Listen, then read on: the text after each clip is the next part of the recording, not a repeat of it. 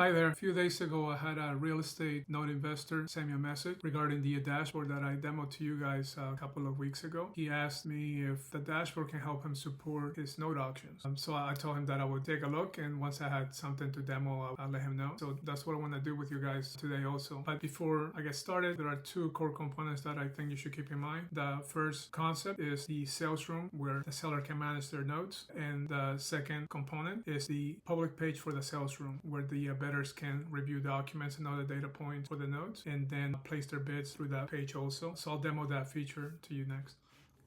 So the first thing I'm going to do is create the sales room for the tape. I'll give it a title of February 2026 tape, and I'll select the note that I'm going to post for sale, bid deadline. I'll make it maybe like a week from today, and I'll have it end at the end of the day. I can also set the link expiry. What that'll do is once date and time hits, then whoever still has the link, they won't be able to access the documents for the notes. So for now, I'll leave it blank. So I'll create the sale room, and that'll take me here to the new room. And if I want to update deadline, I can do that on here again. And if I want to set the expiry for the link, I can do that here too. Next is the notes. For each note, you would want to set the visibility for the documents that bidders are going to have access to. So I'm going to edit the access for this one note. By default, you're going to see that all the documents are hidden. I'm going to set tier 1 for documents that bidders can look at to determine their bid. And tier 2 is for like the person that won the bid. If there are additional documents that they want to look at to complete their due diligence, you can set the visibility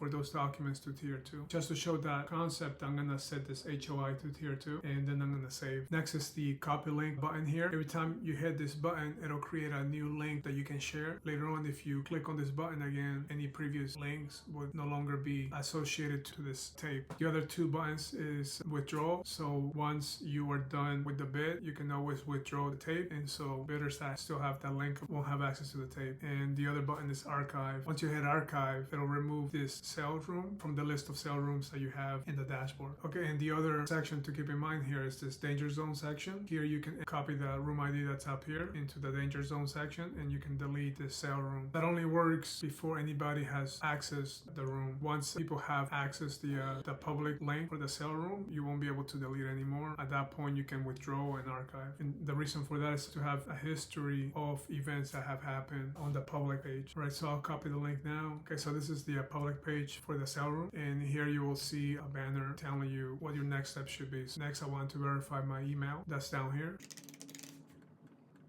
So here's the code on the email. I'll copy that over down here. And the next step is I need to view the NDA and acknowledge it. So I'll do that next. Here's the NDA.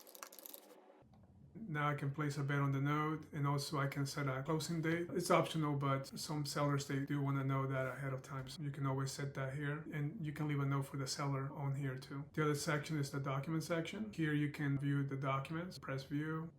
That'll open up the document for review. If you need to send the collateral for review to an attorney, you can download the files and send that over. So once you go through your review, what you can do next is submit a bid. So here I'll set an amount, and maybe you can set a date to the end of the month, and maybe leave a note like contingent on attorney passing the collateral review, and then submit the bid. And now you'll be able to see the latest bid that was submitted. You'll be able to see the amount, see the notes that you left, the closing date too. And you can submit another bid if you want. Maybe you change your mind. Let's say maybe you lowered it to 73K, and maybe change the date to the first of the month. You can submit the bid there.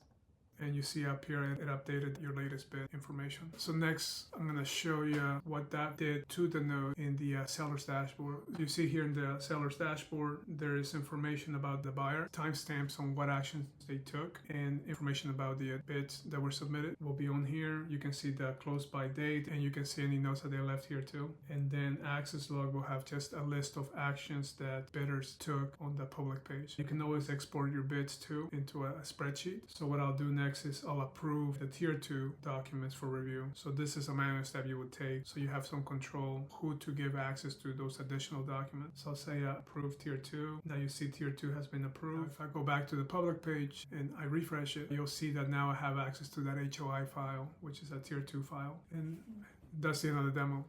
So next, I want to get back to showing you the AI feature, which is to summarize what's been going on with the note in terms of events that have been input for it. So I'll get back to that on the next demo. Bye.